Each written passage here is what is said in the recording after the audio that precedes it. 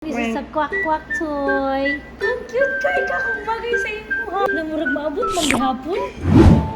So hello guys, morning nagpalit ko og dog duck bell para kay Kongkong.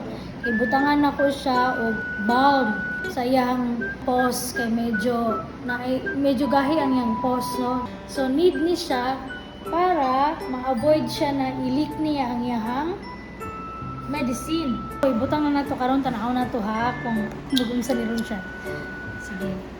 Kungkung, where's your new toy, Kungkung? This is a quack-quack toy.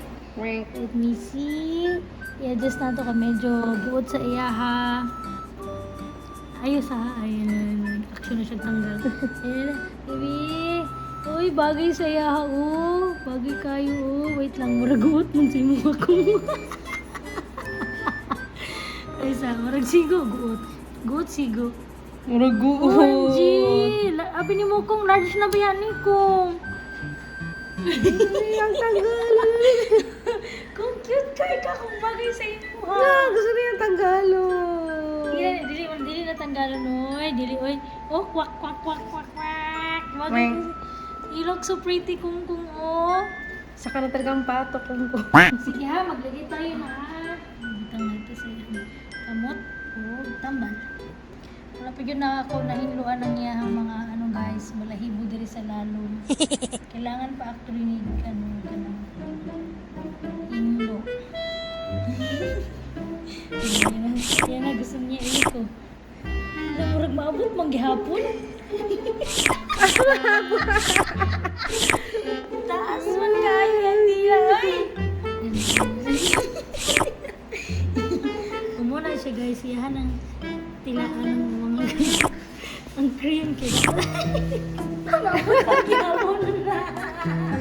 Lalabas pa rin ang dila. Taas mo niya pag dila.